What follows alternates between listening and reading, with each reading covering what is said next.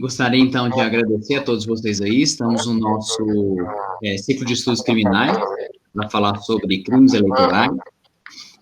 E nada melhor do que trazer pessoas que têm extrema experiência na área, têm extrema dedicação, né? E além da nossa vontade aqui de recebê-la pessoalmente, aqui no contato físico, caloroso do Rio de Janeiro, a Ana Cláudia Santana, que tem um currículo e uma história de lutas, de grandes conquistas e de persistência, né? Acho que nesses momentos a gente tem que sempre caminhar, né? Vou fazer uma breve apresentação aqui, aquela com o currículo muito maior do que o que a gente pode expressar aqui nesse momento, mas a doutora Ana Cláudia Santana, doutora pelo Programa de Estado de Direito e Bom Governo, mestre no Programa de Democracia e Bom Governo, os dois pela Universidade de Salamanca, na Espanha, especialista em Direito Constitucional na Academia Brasileira de Direito Constitucional, coordenadora regional para o Brasil, da Organização Internacional Transparência Eleitoral, membro da Associação Ibero-Americana de Direito Eleitoral, da Associação Internacional de Direito Administrativo, pesquisadora do Observatório de Direito Eleitoral, com ênfase em estudos sobre a participação das mulheres na Universidade Federal do Paraná, pesquisadora do Observatório de Financiamento Eleitoral, do Instituto Brasiliense de Direito Público, e uma grande amiga, que tenho a honra aí de poder prestigiar aqui a nossa instituição, prestigiar todos os nossos alunos, para falar um pouco sobre esse momento que a gente está vivendo, que além de ser um momento pandêmico, né, temos dentro desse contexto um processo eleitoral. E para falar sobre o tema de abuso de poder em tempos de pandemia, o que pode, o que não pode, né? O que pode e o que não pode em ano eleitoral, que eu acho que a gente tem muito que aprender aí e observar.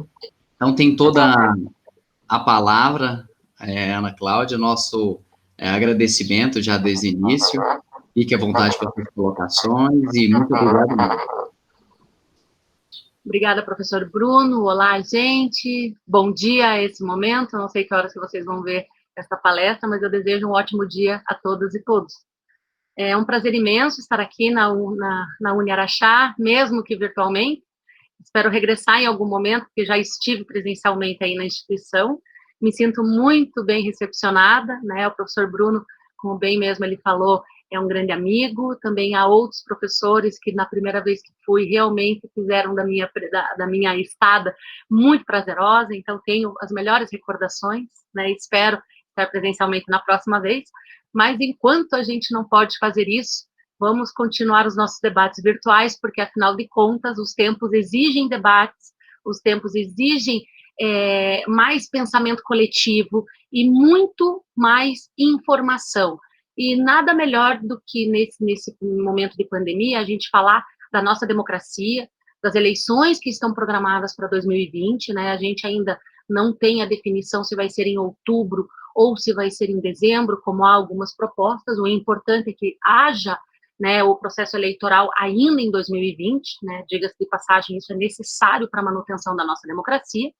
E eu vim falar para vocês um pouquinho sobre um tema que vem causando várias inquietudes no que se refere à administração pública, principalmente dos municípios, né, porque estamos em ano de eleições municipais, e a pandemia, porque, afinal de contas, o gestor público municipal, ele precisa, sim, atuar diante da pandemia, mas ele, como também os vereadores, estão na corrida eleitoral. Portanto, aqui a gente tem uma confluência, por assim dizer, entre o interesse público, ou seja, da manutenção da máquina pública e da tutela das pessoas, né, nos municípios em geral, e, por outro lado, até de interesses particulares, porque, bem ou mal, eles querem se reeleger ou se eleger, né, em alguns casos os vereadores querem se tornar prefeitos, ou os vereadores querem se reeleger, ou os prefeitos querem se reeleger, e por aí vai. Afinal de contas, o que pode e o que não pode em uma pandemia?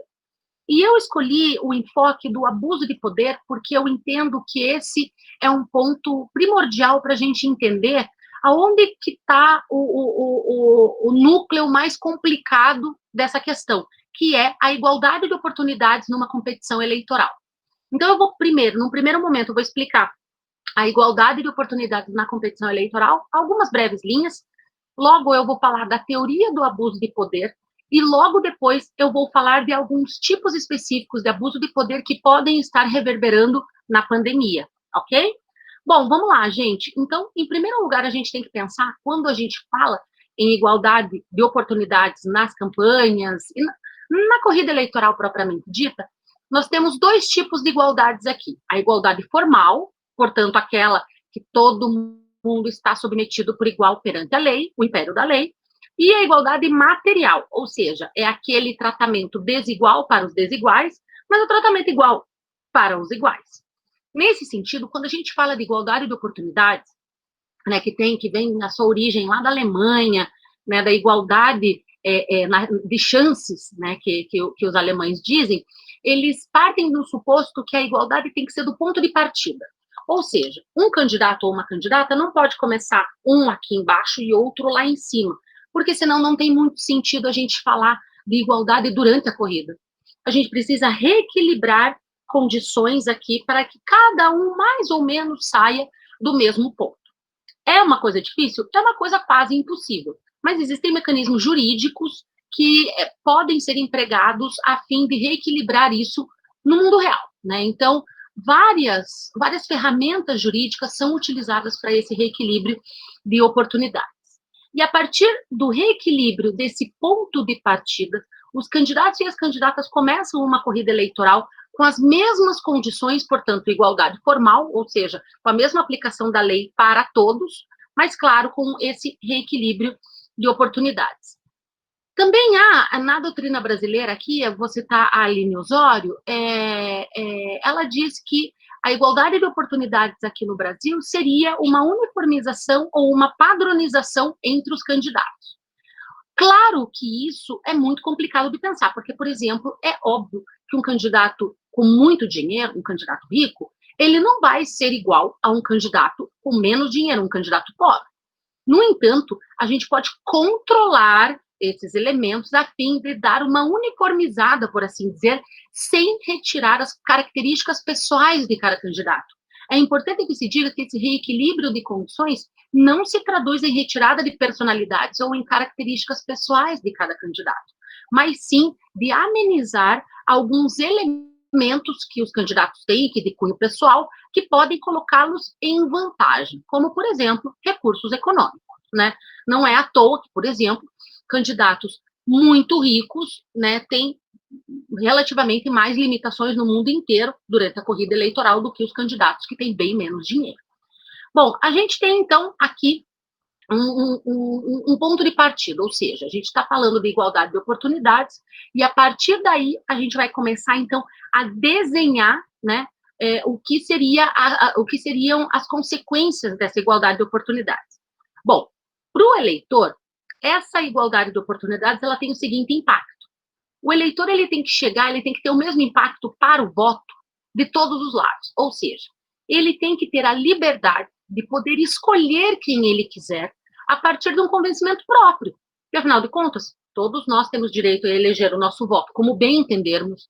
E não há uma fórmula correta, não, né? A gente, às vezes, fica dando risada ou até colocando em certas brincadeiras a escolha do eleitor ou da eleitora aqui no Brasil, mas o fato é que não existe uma fórmula. Cada um pode e deve escolher, segundo suas próprias convicções, o voto, e, para isso, os candidatos devem causar um impacto o mais igualitário possível no eleitor. O eleitor, ele tem o direito de receber essa informação, mas ele tem o direito de receber todas as informações de maneira mais equânime, não de um candidato só ou não só de um partido. Ele tem direito a ver toda a oferta eleitoral. Por outro lado, a gente tem o impacto da igualdade de oportunidades nos candidatos. Porque aí, a partir do momento que eu meio que padronizo essa questão do ponto de partida e também os elementos pessoais que podem gerar desequilíbrio na disputa, eu também dou a todos os candidatos e candidatas a possibilidade de igual acesso aos cargos públicos. Significa dizer que eu posso tornar possível que qualquer candidato que esteja com uma proposta consolidada, concreta, para o acesso a um cargo público, ele efetivamente consiga.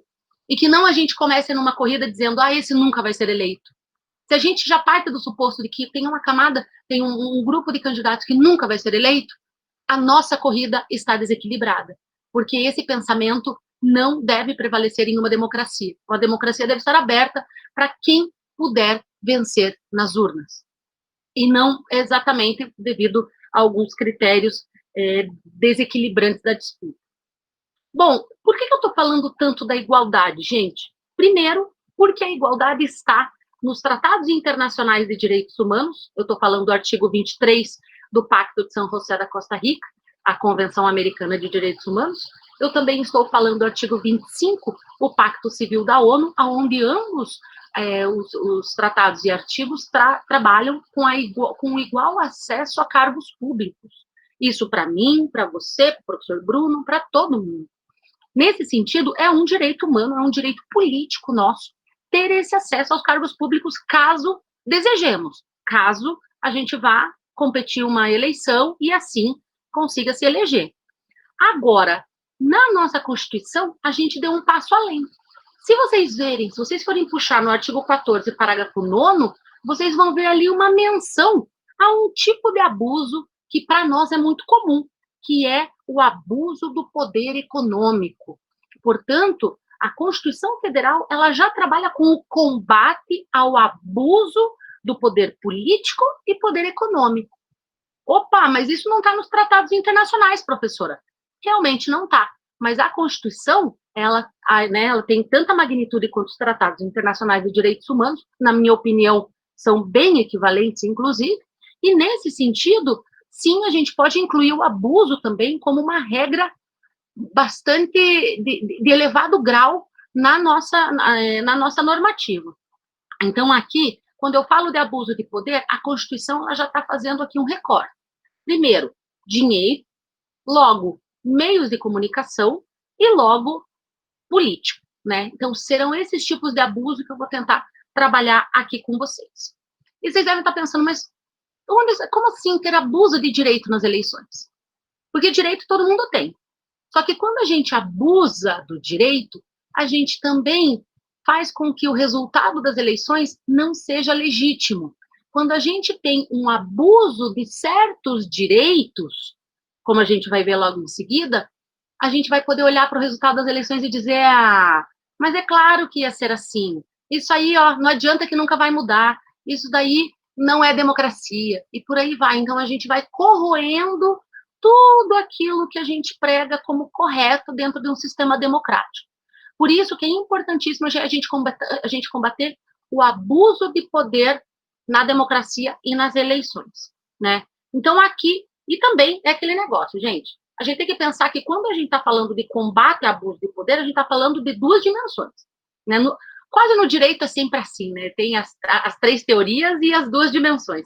A dimensão positiva é que o Estado ele é chamado a atuar para combater o abuso de direito, ou seja, o Estado ele tem que realmente colocar regras e fazer valer, obviamente, que coíbam esse abuso de direito por parte dos candidatos, dos partidos e até mesmo do eleitor, diga-se de passagem.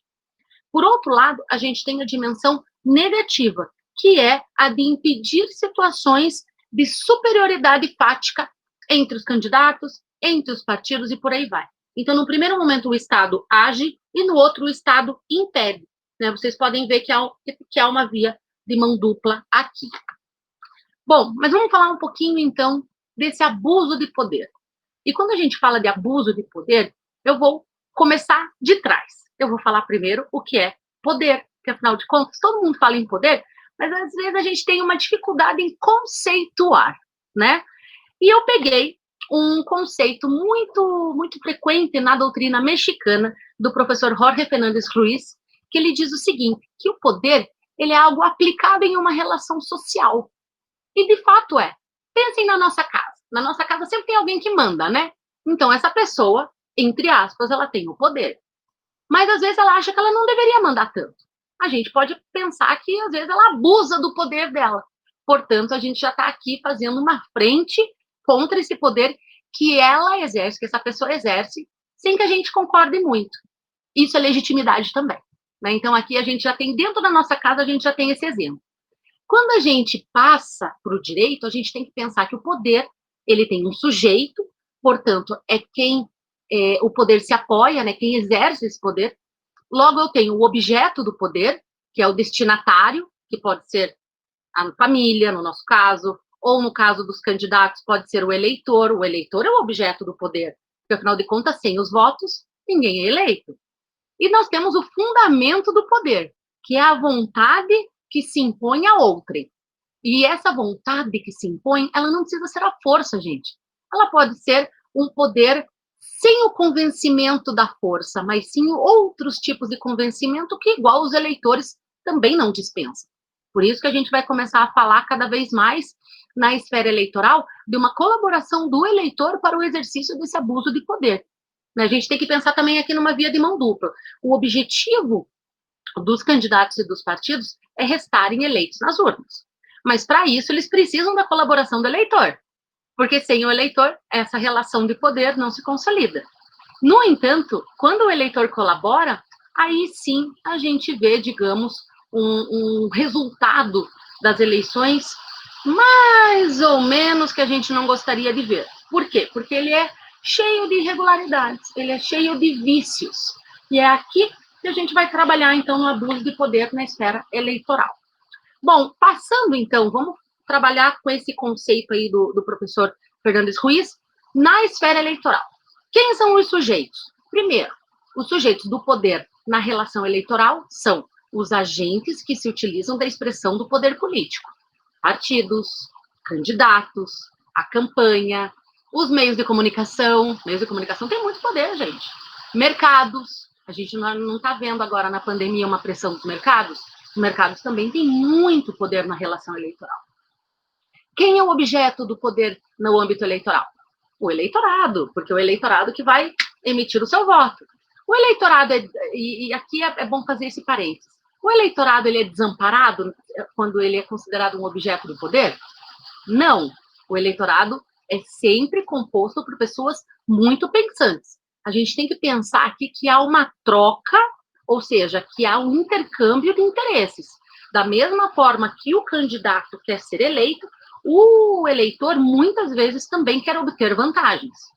Nem sempre é assim. Às vezes o eleitor ele é vítima de todo um sistema montado para que esse poder seja abusado, como, por exemplo, com os meios de comunicação, onde o eleitor não pode escolher efetivamente da onde tirar a informação dele. No entanto, várias situações a gente vê que os eleitores e as eleitoras fazem um cálculo dentro da cabeça para saber se eles conseguem obter alguma vantagem ou não, né? Isso eu vou falar logo em seguida. E o fundamento desse poder no âmbito eleitoral é o que afeta a liberdade de escolha do eleitor. Portanto, o eleitor ele deveria ter muitas opções, né? Ele tem um leque de opções aqui e ok. Ele deveria trabalhar com esse leque. No entanto, o que a gente verifica na prática? Que esse leque pode ser grande para mim, mas talvez para o meu vizinho não. O meu vizinho talvez ele não tenha emprego, o meu vizinho talvez ele não tenha escolaridade, ele não tenha acesso à informação da forma que eu tenho, ou então ele não tem acesso aos serviços públicos, etc. Eu tenho meus serviços particulares porque eu posso pagar um plano de saúde, eu posso pagar uma escola privada para o meu filho, etc. e tal. Então, a gente vê que até as diferenças entre o eleitorado também condicionam essa liberdade de escolha do eleitor. Porque, afinal de contas, quando a pessoa tem necessidades, será que ela tem liberdade de escolha? Eu deixo essa reflexão para vocês, mas já adianto que a necessidade aqui joga um papel muito importante na existência de abuso de poder no âmbito eleitoral. Bom, vamos falar então um pouquinho aqui da nossa legislação brasileira. Vou falar do artigo 14, parágrafo 9º, né, da Constituição Federal, que eu já citei aqui nessa conversa com vocês, e vou começar pelo abuso de poder político, porque esse sim nos interessa na pandemia. Afinal de contas, os municípios não podem parar.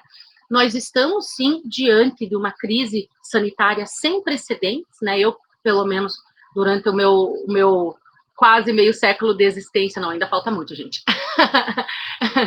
Eu não tinha visto ainda uma crise dessas, mas com certeza os nossos pais, né, os meus pais, já presenciaram outras crises, assim, não sei se com tamanho e envergadura, mas tudo bem. Mas o que acontece aqui? Então, eu tenho os gestores públicos que precisam atuar, ou seja, eles precisam eles precisam atender as pessoas desamparadas, por exemplo, as pessoas que não têm ingresso nenhum, né? Eles também precisam tutelar a saúde dessas pessoas, manter as ruas em ordem, né, por assim dizer, mas uma ordem de saúde, né? Eu não estou falando uma ordem, sei lá qual agora que estão usando essas ordens aí. Mas aqui o que eu quero dizer é o seguinte: o gestor público ele tem o dever de agir, ele não pode se omitir. Mas aqui sim eu tenho muitos conflitos com a legislação em vigor. Bom, quando eu falo de abuso de poder político, eu estou me referindo ao que Manuel Villora Mendieta diz que é o uso de instituições públicas para reforçar o poder da ocasião e dificultar o trabalho da oposição. Gente, de fato, quem está no poder agora pode estar tendo problemas, porque tem um super problema aí para gerir. No entanto, é bom que se diga também que essas pessoas que já estão exercendo os cargos públicos estão muito em evidência.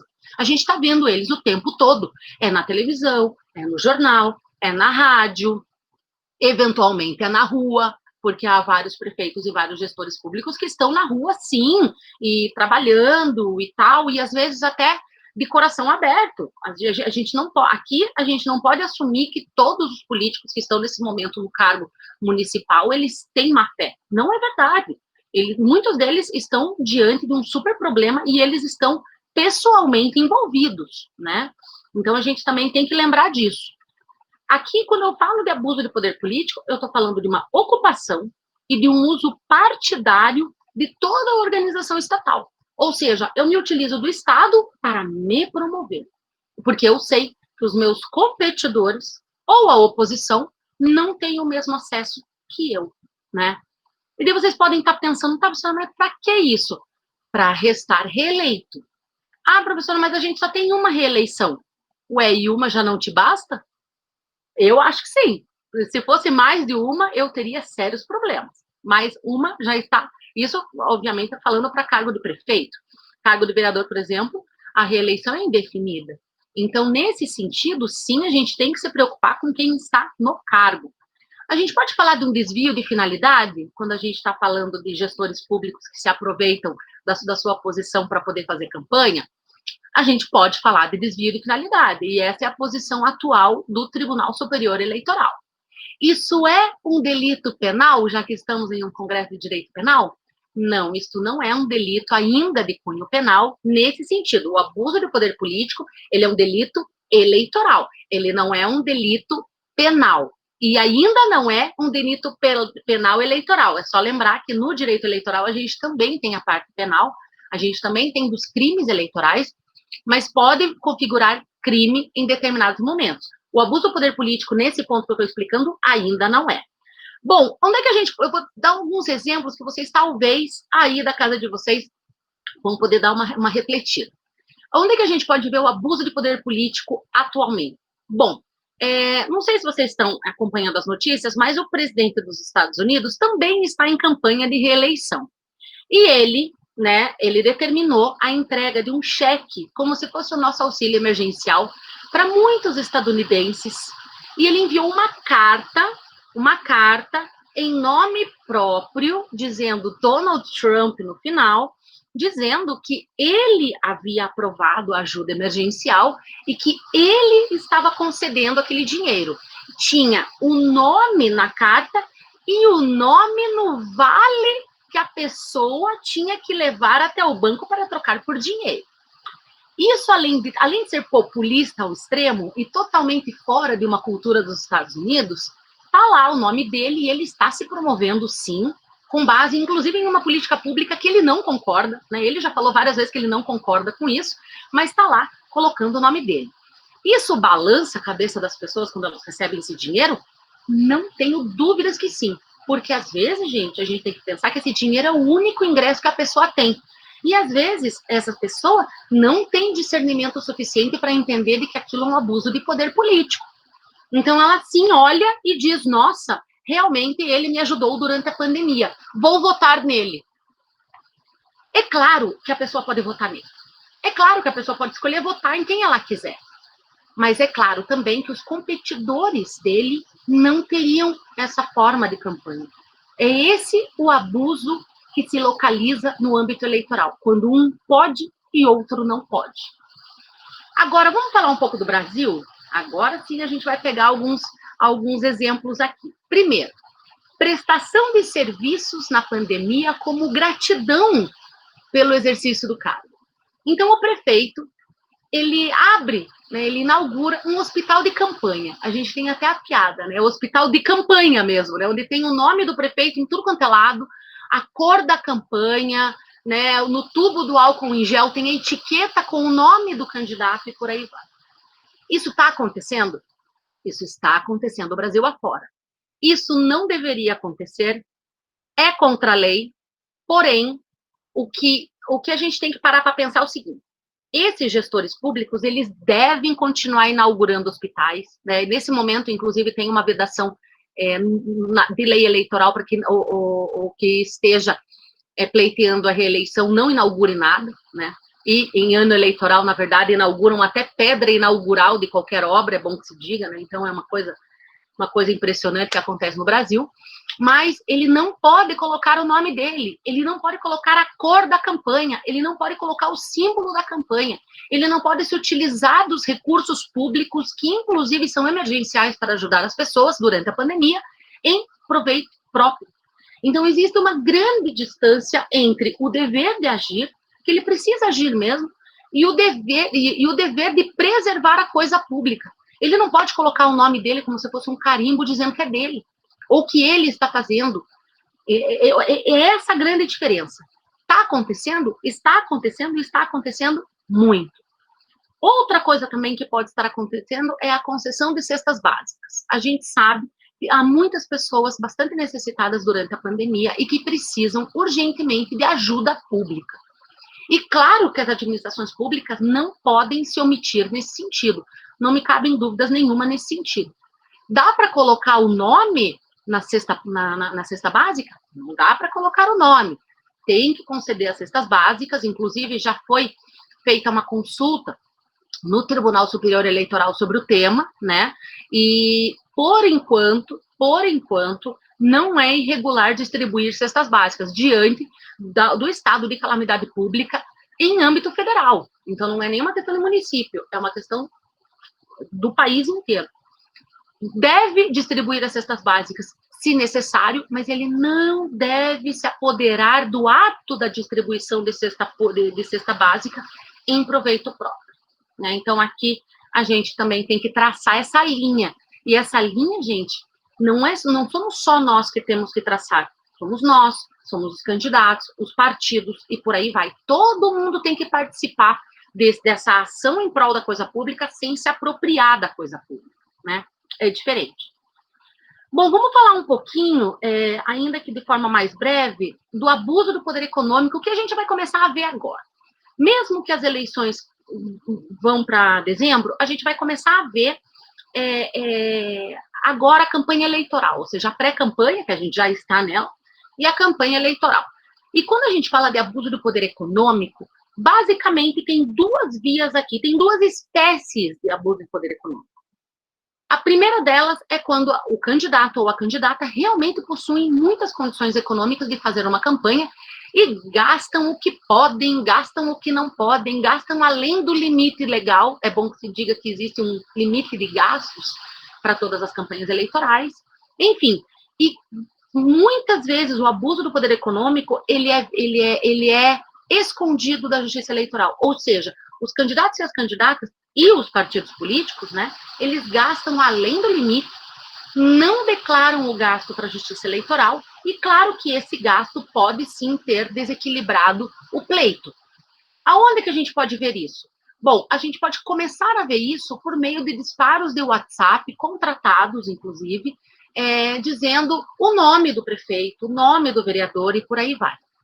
Quando a gente vê uma mensagem muito truncada, e é bom que se diga que fazer campanha pelo WhatsApp pode. O que não pode acontecer é a contratação massiva de mensagens do WhatsApp, principalmente por empresa. Esse tema está em discussão muito atual lá no TSE por causa das eleições de 2018. Mas, assim, a gente tem, então, a primeira espécie de abuso do poder econômico é quando a pessoa, o candidato ou o partido utilizam todos os recursos públicos possíveis, além do que a lei permite, para poder desequilibrar o pleito. Né? Porque, claro está, que alguns candidatos possuem dinheiro e outros não. Por outro lado, a gente tem uma espécie muito específica de abuso do poder econômico, que é a captação ilícita de sufrágio, ou compra de votos. E aí vocês já devem conhecer alguns casos. No Brasil, infelizmente, a gente ainda vive com muitos casos de compra de votos. É um câncer que nós temos ainda, que a gente não conseguiu eliminar, e claro que a captação ilícita de sufrágio, ela vem acompanhada do quê? Da pobreza. Ou seja, a gente tem um contexto de desigualdades, e por isso que eu falei no começo dessa fala, será que uma pessoa que tem fome, que tem uma família para sustentar, será que ela não se vê seduzida por R$100, R$150 que oferecem para ela o voto? Não tenho dúvidas que ela se vê muito seduzida e que efetivamente esse comércio de votos exista, tá? O grande X da questão aqui é que o que a gente vê na prática é que não são só os pobres que são, nesse caso, capturados pela má intenção dos candidatos e dos partidos. Tem muita gente com dinheiro que vende o seu voto e que às vezes vende até mais de uma vez, porque promete o voto para um, depois promete o voto para outro e acaba votando em quem quiser e ganhou dos dois lados. Né? Então, aqui a gente também tem que alertar que existe, sim, um cálculo pessoal de vantagens, onde, infelizmente, só agrava a nossa situação, né, no que se refere à compra de votos aqui no Brasil. Gente, compra de votos é crime aqui no Brasil? Ele é um ilícito eleitoral, com certeza absoluta, né, mas ele não chega a ser penal eleitoral. Daí você deve estar pensando, mas professora, então para que serve o direito penal eleitoral se nada é crime? Não. O Caixa 2 é crime. Caixa 2, que é a ocultação de dados de recursos gastos na campanha, ele é crime. Ele não é bem crime da forma como queriam fazer no pacote anticrime, isso é fato, né? Queriam agravar o Caixa 2 no pacote anticrime, mas, no nosso caso aqui, a omissão ou a falsificação de dados contábeis na campanha, né? Sim, é crime. Dá para chamar a mesma coisa de Caixa 2? Dá. Né? Na minha opinião, dá, mas eu sei que dentro do direito penal existe um debate sobre tipo penal, essas coisas que podem não encaixar entre um e outro.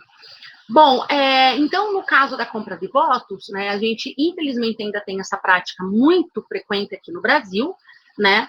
Dá para comprar votos durante a pandemia? Não me cabem dúvidas que está havendo, sim, um movimento por parte dos candidatos e dos partidos no que se refere à compra de votos. Talvez não tenha se intensificado ainda, porque a gente não sabe quando vai ser a eleição.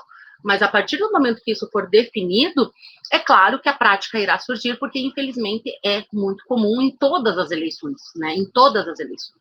A gente só não sabe que tipo de compra de votos que vai ter, porque como a gente está vendo também que tipo de campanha a gente vai fazer, campanha virtual não dá para fazer, né, gente? Nós não somos a Coreia do Sul e estamos bem longe disso. Agora, aquela aglomeração toda da campanha na rua e tal, talvez a gente não veja, pelo menos nas capitais. No interior do Brasil, eu tenho quase certeza que a gente vai ver, e é durante esses atos que volta e meia acontecem as compras de votos, né? Então, festas populares e por aí vai. Né? E claro que tudo isso é feito muito secretamente, né? Ou às vezes nem tanto, mas não é uma coisa muito divulgada, porque efetivamente é um ilícito eleitoral que pode fazer que o candidato favorecido perca o seu mandato, né? Seja cassado posteriormente.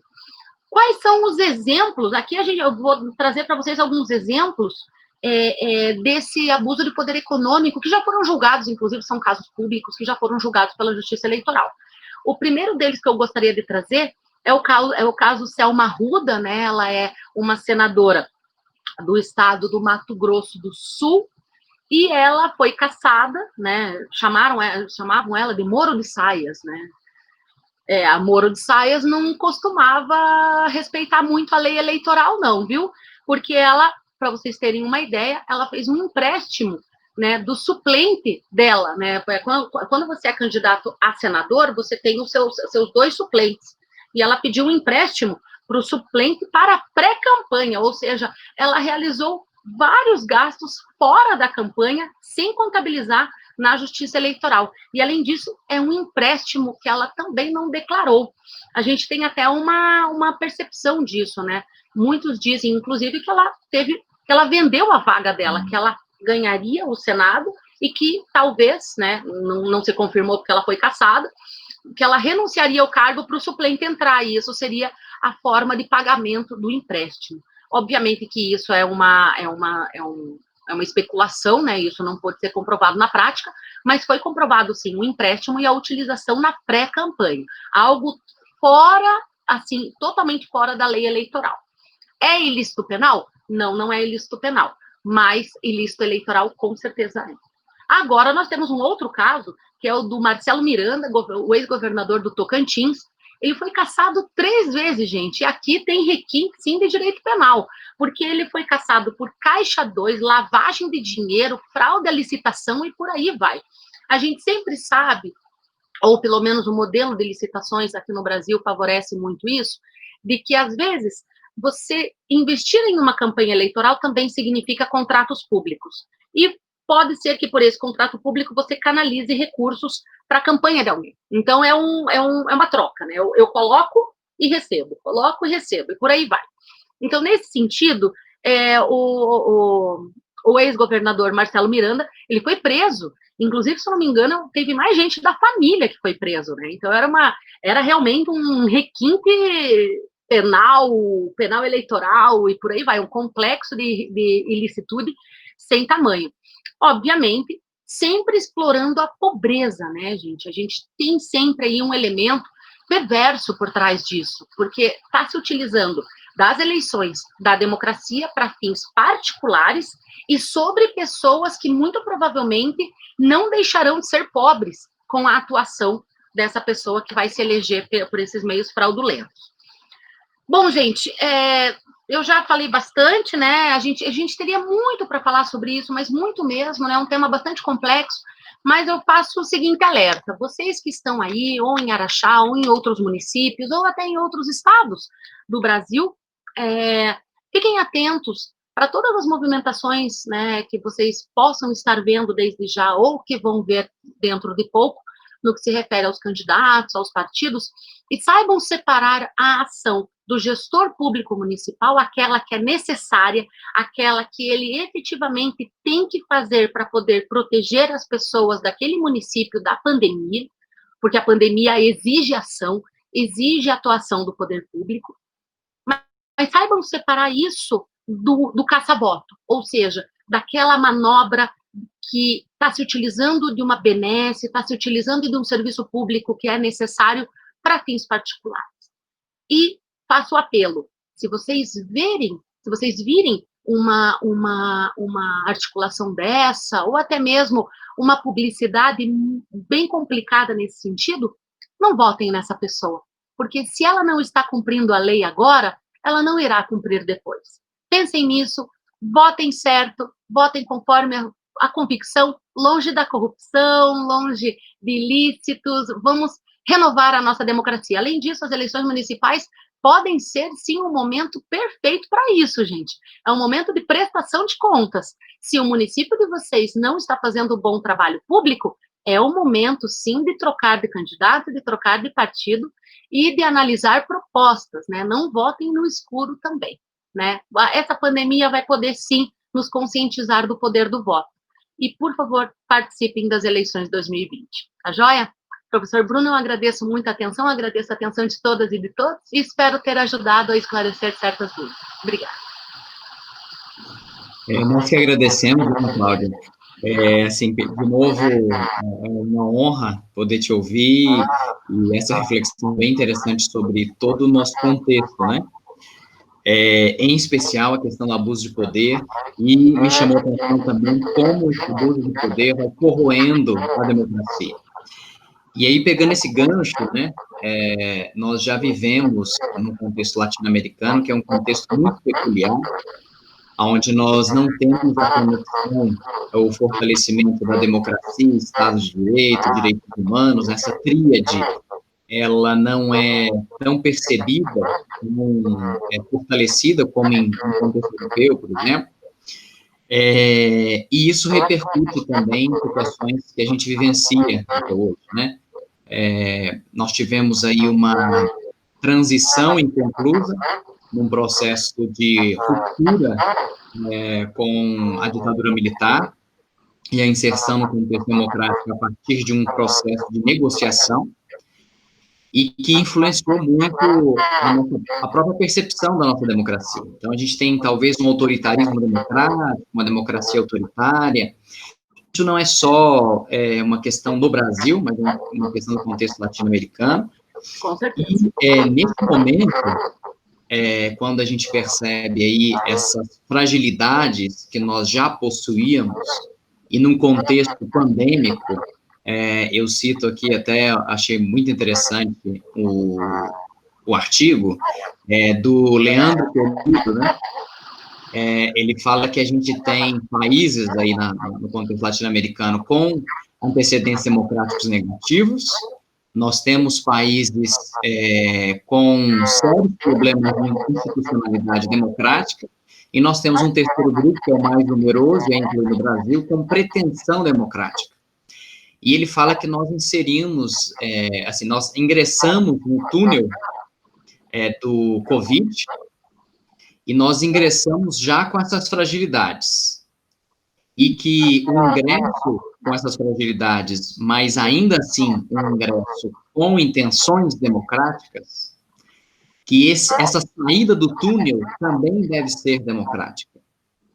E aí a minha questão nós temos essas fragilidades que, de alguma forma, estão sendo exploradas, potencializadas. O que está ocorrendo é realmente a depreciação, a deteriorização da estrutura básica de um contexto democrático, que já é fragilizado. E aí nós estamos ainda, e o povo ainda persiste em acreditar em líderes revolucionários ou em milagres operados por um governo, onde nós deveríamos já ter tido a consciência de que devemos construir um projeto de Estado, de país, e que os governos são sempre transitórios. Mas aí a minha pergunta, meu desabafo aqui, é que o coronavírus, ele trouxe essas reflexões, e de alguma forma, num contexto aí também de populismo, né, que tem crescido muito, infelizmente, e eu pergunto, nesse túnel que ainda estamos a atravessar, sobre a saúde da nossa democracia, e a saúde da democracia num contexto latino-americano, diante das suas experiências. Qual é o diagnóstico da saúde democrática no Brasil e no contexto latino-americano? Essa é uma pergunta complexa. Veja, saiu um artigo muito bem escrito por um grande cientista político nos Estados Unidos, que é o Larry Diamond, que ele diz que as autocracias latino-americanas, né, ele se refere ao mundo, a bem da verdade, mas eu vou traduzir aqui para o contexto latino-americano, que as tendências autocráticas desses lugares acabaram saindo, né, das suas covas, das suas cavernas, durante a pandemia, porque encontraram um contexto perfeito, um contexto de vulnerabilidade das instituições, de vulnerabilidade das pessoas, né, e de uma falta de consciência pública, uma falta de consciência coletiva no que se refere à necessidade de atuação do poder público sem que incorram em populismos, etc. Então, ele vê com muito pessimismo o contexto pós-pandemia.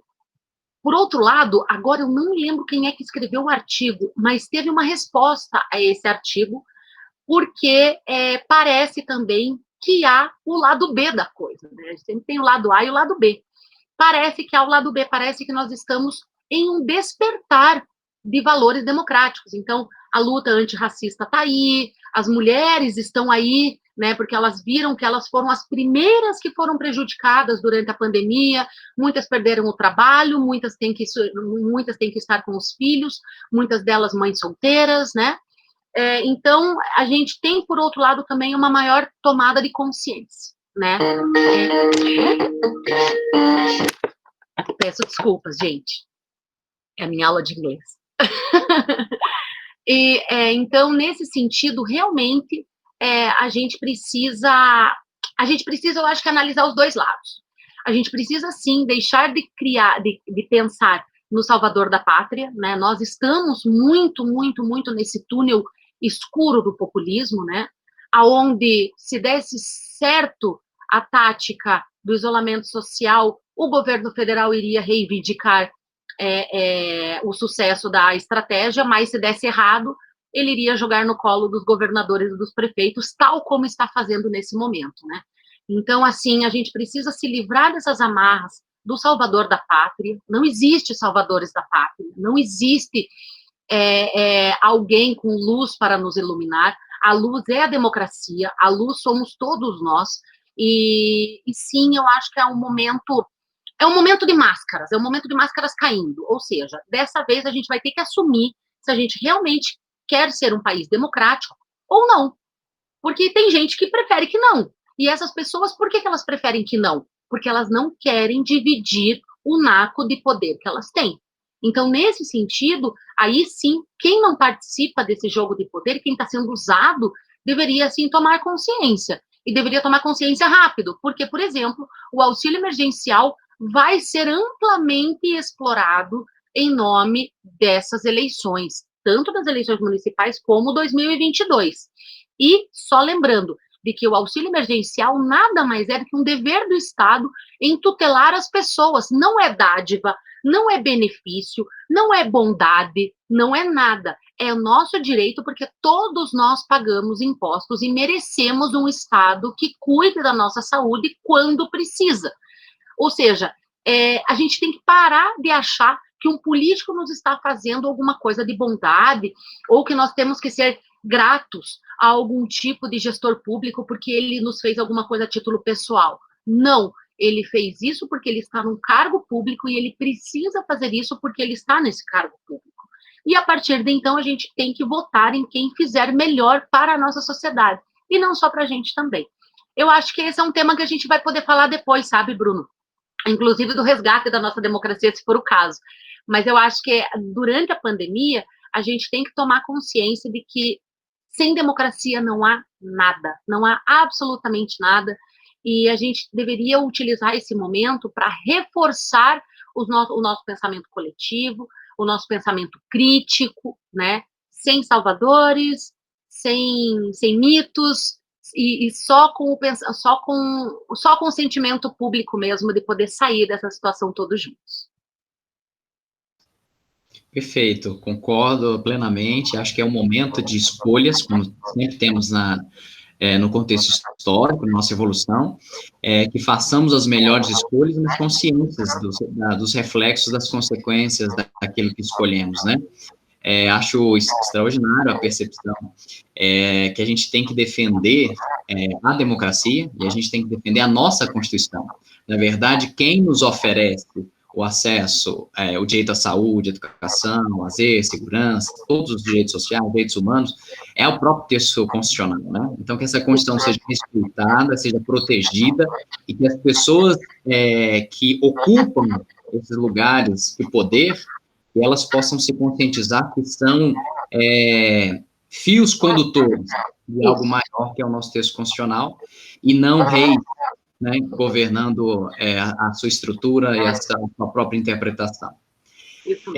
Novamente agradeço, passo aí as palavras para que você se despeça aí dos nossos alunos, nossos regressos, de todas as pessoas que estão aí nos ouvindo, e mais uma vez, gratidão de poder estar aqui e aprender tanto com você. Muito obrigado. Obrigada eu, Bruno, obrigada pela atenção de todas e de todos, e eu espero revê-los presencialmente dessa vez. E fico à disposição.